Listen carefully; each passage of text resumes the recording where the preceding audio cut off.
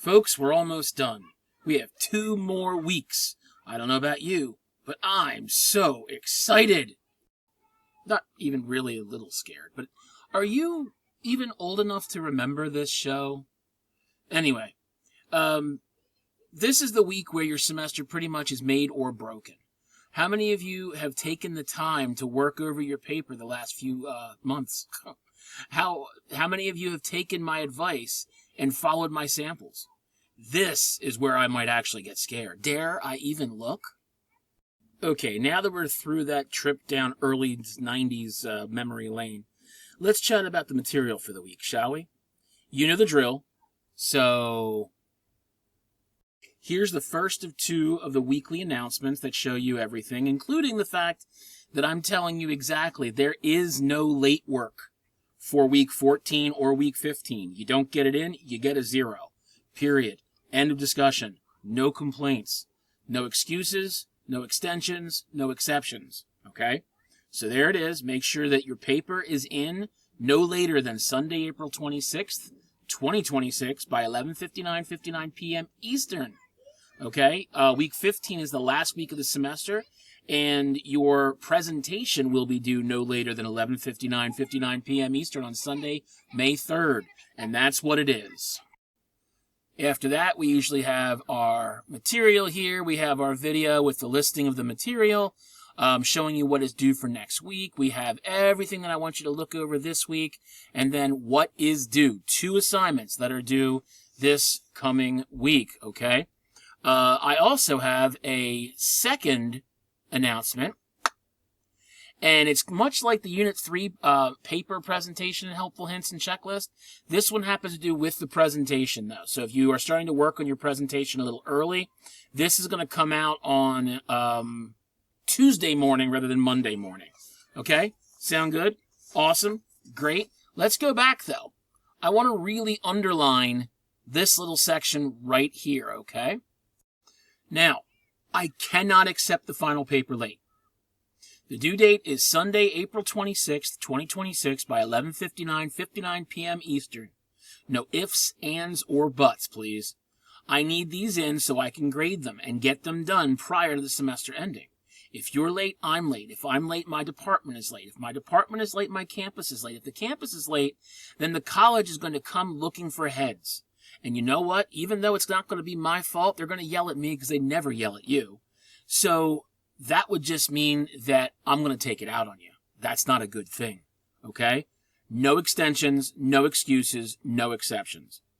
This will be the next to last week of the semester, and I have over 80 papers to grade by the end of the week to submit final grades, and that's before I actually get to all your presentations. I can't accept papers 1, 2, 3, 4 days late that final week, period. Please don't put it off, because I'd hate to see people get burned for extreme procrastination. So let's get back to what we're doing this week. Let's take a look at the course schedule by combing over here, clicking, and we get to this part here. I have already gotten it preloaded to Unit 4, which is week 14.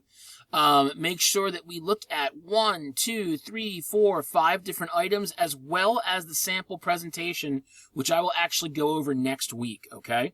2 things to submit this week: the argumentative research paper, which again is worth 25% of your final grade.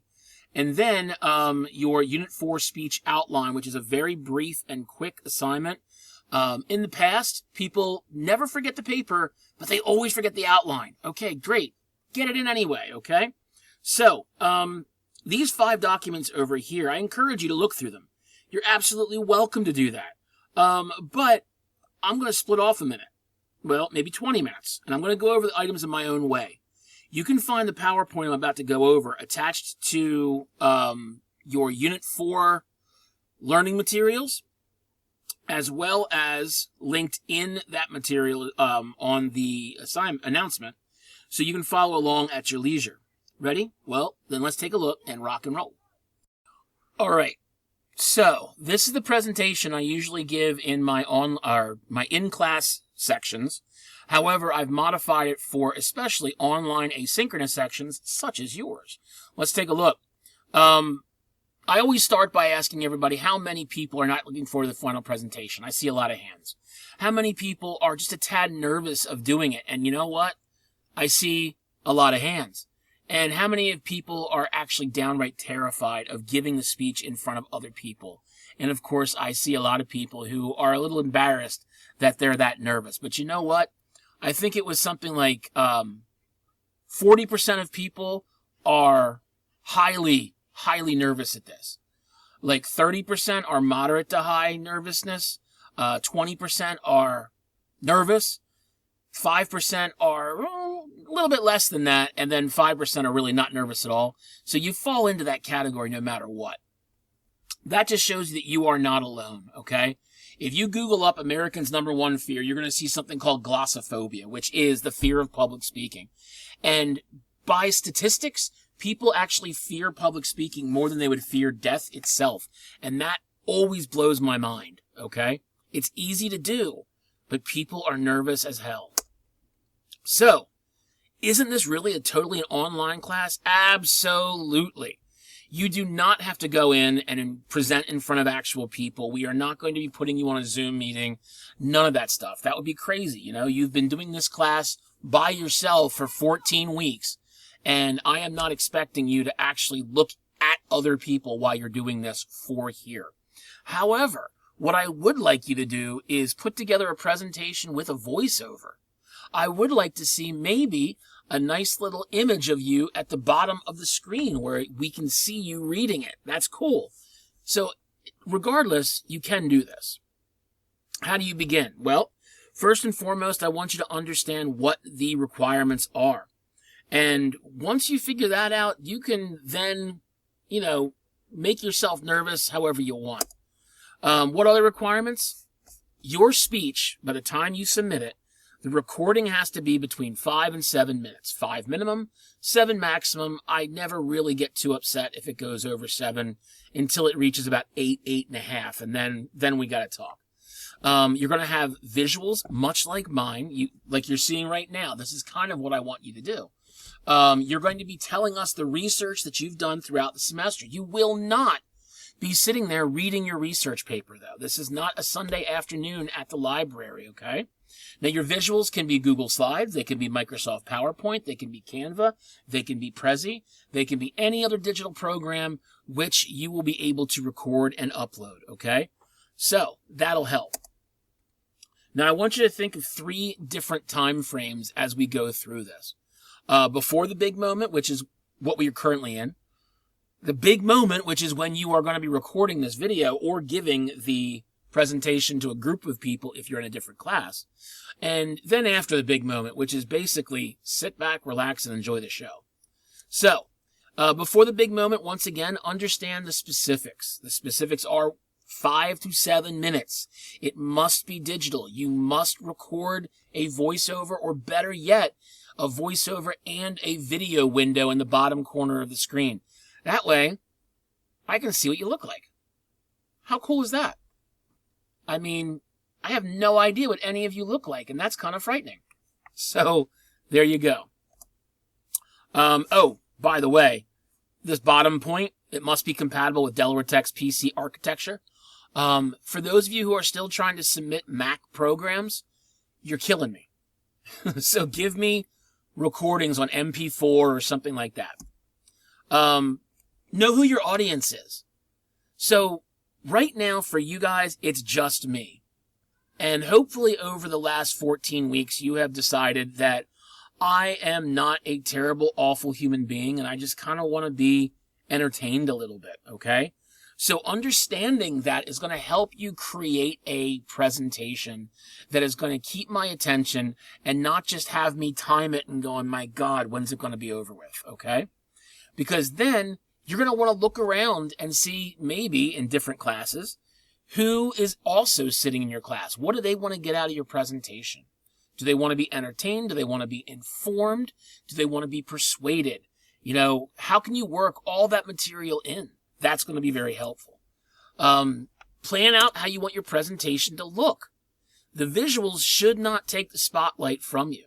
You're the one that's presenting. You are the one that's on the front of the stage. Everybody else is just backup dancers, okay? Pick an appropriate design, much like I did. You can see it's like a stage, right? And I have maybe one image on every slide to break it up. Otherwise, it's called getting text heavy, okay? So that's going to be very unhelpful. The slides must be easy to read. Make sure that I can see through all of the colors and all of the font and all of that, because honestly, I'm half blind, and I'm going to tell you that is the truth. I'm half blind. So I need you to really focus on what we are talking about and how I am able to see it. In short, make sure I can see things. So, take a look at this. I'm talking to you about making sure that you are using your graphics well. You are making sure that it is a visible screen. Obviously, this is easy to see. I can put up text and you're going to read it. You're going to hear my voice. You're probably going to come back to my voice as soon as you're done the sentence. And you're going to be saying, hey, that's fine. But what happens if I say, oh, wait, I can put pictures on here?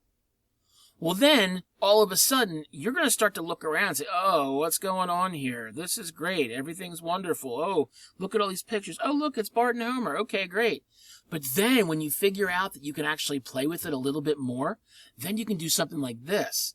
And now I can give you my bank account number and PIN number, and you won't even hear me because you're focusing on everything else that's going to distract the audience from what you're saying. That's not a good thing. Make sure to focus everything well. Make sure to practice, please, practice. Don't just kind of turn on the camera and wing it. Don't just read and say, oh, I'm going to do it. Because I can tell if you're reading it or you're presenting it. Reading it sounds like practice. Don't just start the presentation and wing it. Remember, practice does not make perfect. Perfect practice makes perfect. Do you hear how monotone and boring that is? That's obviously me just reading. But you know what? If you go over your presentation 2, 3, 4, 5 times and you understand it, so as soon as the slide comes up, you're like, oh, that's Allen Iverson, the Philadelphia 76ers. I remember this rant against Jimmy Lynam. Okay, I remember we're talking about practice here. Let me talk about practice. See? It's a huge difference. Gather the equipment. I am not going to tell you that you can't use note cards. Hell, I'm not even going to tell you for an online class that you can't script it out, okay? I script these things out. Right now I'm not, but I script out your weekly videos all the time. But I've also gone over and practiced, so it doesn't sound like I'm reading, okay? Keep everything brief. Do not try to turn them into script cards, because then you will just keep going with only the main ideas and important points anymore, and you will get cluttered and keep you from maintaining good eye contact. Come on, there's a huge difference. Technology, again, I cannot open Mac products. I can't. I have never been a Mac person at home. I am not a Mac person at school because we don't have them. So everything that you give me needs to be compatible with general technology, not just Apple technology, okay? So make sure that you are using it correctly. But, technology tip, expect what you're doing to not work. Have a backup plan. Because honestly, if you go into it and you think everything's going to be perfect and then something bad happens, you are going to be thrown for a loop and it's going to mess with you. If you go in expecting that something's going to go wrong, then you're ready for it. And maybe the worst thing that's going to happen is at the very end, nothing went wrong and you can breathe a sigh of relief. Sound good? Excellent. Dress for success. Now, hey, guess what? In a real world presentation, I want to see people dressing up. I'm going to give this presentation to my class, my in-class sections next week. And because they have to present to their classmates, I'm going to expect them to dress up. I'm going to expect them to put on nice pantsuits or dresses or, suits or whatever. They're going to look good. For you guys, you can kind of get away with a lot less because basically the camera's only going to pick up what's from your shoulders up. So that's going to be very helpful. That being said, this is kind of what I'm going to show them. Do I want you to walk into a class looking like you just came off the street? Hell no. That looks like you just found stuff that was on the foot of your bed and you figured it's going to cover my underwear. All right, great. How about casual? No, casual doesn't work either because that just kind of looks like you're making a little bit of an effort, but not much of some. Business casual? It's okay during the summer. and it's the fact that you kind of look like you're working for Target, okay? Smart casual is the way to go, because this shows me that you are taking a step to look better than you would normally look, and you're actually really trying to look professional. Business informal is basically the key. When I give when my class gives presentations, I dress in business informal to show them if they're going to do it, I'm going to do it. I will tell you that black tie or semi-formal, it's overkill, guys. Like, unless you are a British spy, you do not need a tux or a, black tie affair. As I keep saying, though, you're in an online class. We can't see all of you. We can see you pretty much from your shoulders up, okay? Now, that does not mean that you should look like a slob, okay? I want you to treat this like a virtual job interview. Now, take a look at these pictures. We have a woman here who, she's got a suit coat on. Great. She's got the plants behind her. Everything behind her looks professional. She looks like somebody that could probably be working for HR and be putting you through your paces right now. We do not see her cat over in the side. We do not see her dogs underneath the table. We do not see anything around, okay? But look at this slob over here, okay? The background of his office looks like a filing cabinet exploded. His hair looks like my 9-year-old's who's never met a comb he likes. He's got a rumpled shirt, you know? Make sure that when you are dressed, you are looking pretty good from at least the chest up, okay? There we go. Again, take a look here. Now, this woman, she obviously is a working mom. God bless her. And do you see the toys all over the floor? Do you see the packages on the ground? The LED string of lights that she got from Costco? I know this because guess what? I've got 2 of those packs. You have all sorts of material there. There's like almost a dog bed futon behind her. But you know what? If you take a look, we're never going to know that her laptop is on a chair, on a table, on the floor, surrounded by toys. You know, we're never going to see the fact that there is a rumpled futon behind her, but we will see a really nicely folded blanket. Basically, frame your shot, okay? Make sure that what's behind you looks professional, or blur it if that's the case, okay? Make sure it looks exactly how you want it before you hit connect or record. What needs to be done before you start your recording? Make sure that you're well lit. Don't sit in front of a window with your back to it, because all the light streaming in from outside is going to wash you out. If you want, you can actually have your computer in front of the window, and then the light streams over the computer into you, and you're pretty well lit naturally. Okay? Make sure that the image in your preview reflects exactly what you want your image to see. If you want to put up a virtual background, sometimes I put up virtual backgrounds of me in a Star Destroyer or on the Death Star. I'm okay with that because I'm a dork. But I am not going to show you the image of the playroom where my computer is, where all my kids' stuff is all over the place. All right? So, you lie a little bit. Make your place look a little bit better than it really is. And again, if you're going to use a virtual background, choose it well. Make sure it's not something that's going to offend you or somebody else. Okay?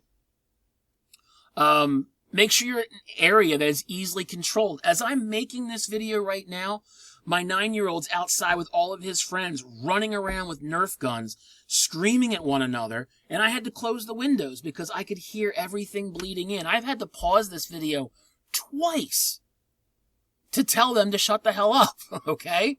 So you have to control your environment. So if you have pets or children or partners that are going to walk in and out of the room that you are presenting in, make sure that they know that for 10 minutes, they just have to be quiet, okay?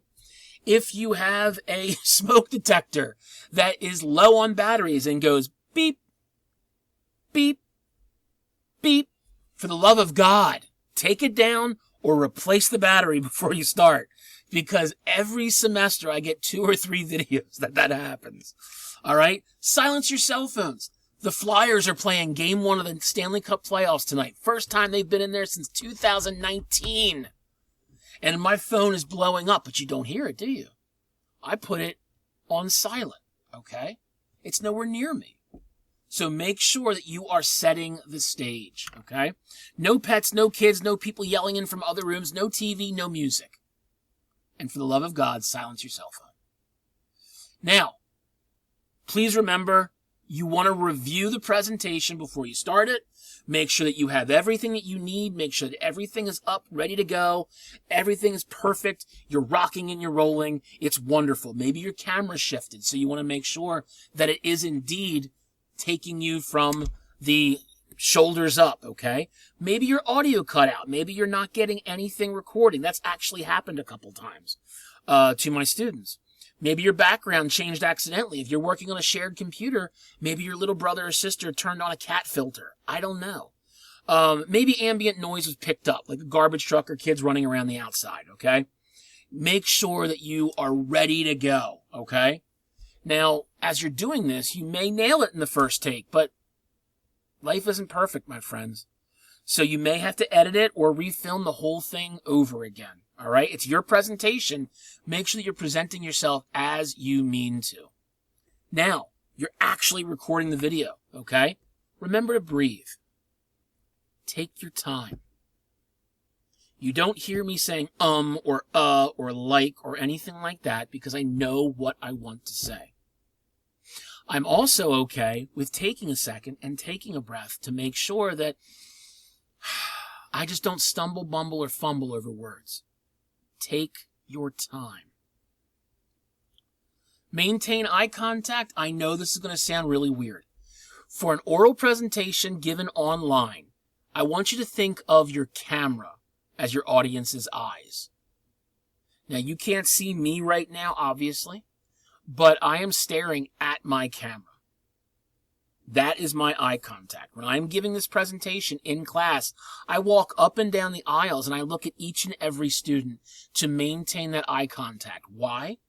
If your audience feels that you care enough about them, that you are paying attention to them, they will give you the same respect, okay? Watch your tone. Note, we are not just reading. Because if we read, then some of your material may not be exhilarating, but if you're not excited to present it, why should your audience be excited to hear about it? If you're reading, you're going to find yourself monotone and boring. Vary things. I know I'm weird, but damn it, you've heard me use a lot of different inflection and different tones throughout this presentation, have you not? So that's kind of what I want you to pay attention to. Don't try to lose your audience's focus by being boring. Be okay telling them that you're excited about certain things, all right? Oh, where are we? There we go. Good. Always have a plan B, just in case something breaks, okay? Your camera gets busted, okay, we'll figure this out, all right? Maybe you can record it on your phone. I don't know. Don't panic regardless. Don't freak out. If you act like something's wrong, the audience will know it. If you say, oh my God, I didn't mean to do that, the audience knows something went wrong. If you act like everything is going according to plan, then guess what, my friends? Why should we think any different? Show some respect to people. Now, this is more for in-class sections. When you're at a presentation, listen. Put your phone down. Don't get on your computer. Don't have earphones in. Make eye contact with them, okay? Do not show disrespect to your peers. Now that you're done, you've given the presentation, just sit back and enjoy, okay? So, to finish up, understand the specifics, 5 to 7 minutes, and you have to have probably about 10 slides, okay? Understand the audience, me. Design it clearly and cleanly. Verify the final product to make sure that what you meant to do was indeed done. And practice. Practice it a few times before you actually record it. Present yourself and your material will follow suit. Show respect for your fellow presenters and the audience. Got it? And then the last thing, never be afraid to ask if there's any questions. It shows your audience that you are not scared of knowledge. You are not the person that they have to worry about to say, oh, I don't know. If you don't know, it's okay not to know. All you have to do is say, you know what? That didn't come up in my research. Okay? That's it. Now, really quickly, there are 5 readings that you can do to expand your knowledge of the topic. They're listed in both the announcements and the masterclass schedule. You can go through them to feel if it's helpful. And just to give you a quick preview, I'm going to show you what each one of them look like. I promise you, it's not going to be more than a couple minutes, okay? The argumentative research speech overview is basically the most important part of the 5 because it lays out the specifics for the paper. Just remember that I want visuals, information, and it has to be between 5 and 7 minutes. Sounds good, right? Yes, 5 to 7 minutes. Do not panic. Trust me when I tell you this. 5 to 7 minutes when somebody is scripting their video is very quick. There are so many times this semester where I think I'm killing it. And when I look down, I'm shocked to find out that I'm already at like 12 minutes. Don't think 5 to 7 minutes is ridiculous because it will go so quickly that you won't even realize it. All this material here is going to be very helpful, including these links at the bottom. Anything under 5 minutes will lose you points. Anything grossly over 8 minutes will lose you points. There's a sweet spot here, folks. Hit it. Then we have how to begin a speech effectively. Honestly, it's a rehashing of the introduction. I'm not quite sure why this is here, but hey, if it helps you, it helps you. As you can see here, you can give all sorts of different ideas of how to start the speech, but honestly, we've talked about it. It's the introduction. It's not bad. Oh, look, here's an attention getter that can help you. Wait a minute, we've already talked about attention getters? Oh, that's right, we have. So they're all here to kind of help you as well. Whatever you want to do with it, no problem, okay? Then we have organizing the argument research speech. Guess what? Totally wasted page. Really. You're going to organize your speech the exact same way you organize your paper. You're not mixing and matching. Everything's here. It's not rocket science. Just move past it. We have keeping your speech moving, transitions and signposts, which is honestly kind of common because you know what? You're already working with transitions that we worked with. Here are some transitions that you can have, absolutely. Here are some signposts that you can use, but we've already talked about this, especially talking CSET. I'm not quite sure why they felt the need to create an entirely new page on this, but they did. I don't like it. Off we go. Citing sources in a speech is painfully obvious. Don't take what's not yours, okay? You can click these buttons here, and you can see how they do it. But honestly, when you're speaking, it's actually very, very simple. Whew. Told you, I can go through it in 2 minutes. Now that the theory is done, let's talk about brass tacks, shall we? Let's get into the assignments for the week. Now, our first of 2 assignments is the most important one, the research paper that we've spoken about ad nauseum. That quick student survey that you have to do, which you don't have to do, and the outline for your speech. You've been working on the paper for weeks and weeks, so you know what to do. Be sure to submit it on time, as I will not be accepting it late at all. Okay? Be sure to have 7 full pages of cited text. Be sure to follow the samples and directions, please. You should have been working on this paper for over a month, so if you put it off, well, the chickens are done coming home to roost there, Bobby Boucher. Regardless, I have had the sample directions and sample once again, which, once again, is right here. We have 2 pages of directions, and then we have 10 pages, I think? Yeah. 10 pages of samples showing you exactly what the formatting should look like, exactly how you put things together, exactly what the spacing should look like. Everything is right there. It's in the announcement for you. It's in the Unit 3 learning materials for you. Everything is there. If you're curious to know how I'm going to be grading it after reading the, announcement that I gave you a while back, or 2 weeks ago, there is a rubric right here that you can click on. Click on that, you will see this, and you will see exactly how I will have to grade you according to points. It is not a bad idea to look at that. I would pay attention to it. You will know exactly which points you're going to lose before you even get me to look at the paper, okay? So, rock and roll. Then, of course, you have the Unit 4 speech outline. You can see the traditional outline set up by clicking this link right here, which will show us this gorgeous thing. Now, if you do it right, you're actually going to be writing your script. You can plan ahead and come up with your own ideas right here, or just start filling in the blanks. So, how'd you choose your topic? What are your research questions? What is your thesis? What were your argument points? What's your counter-argument rebuttals discussion? There we go. Your interesting things that you've learned, okay? So just kind of fill this out. It does not have to be the most in-depth understanding possible. It just shows me that you've been thinking about it ahead. It shouldn't take you very long at all, okay? Once you get this complete, the actual construction and execution of the presentation is really quite easy. 2 weeks left, folks. Can you believe it? You've almost made it. For this week, get your paper perfect and submitted. That's your main goal. Next, do the outline. That will only help you. Once the submissions are complete, put your feet up and relax. You've earned it at this point. See you out there for our final week next week.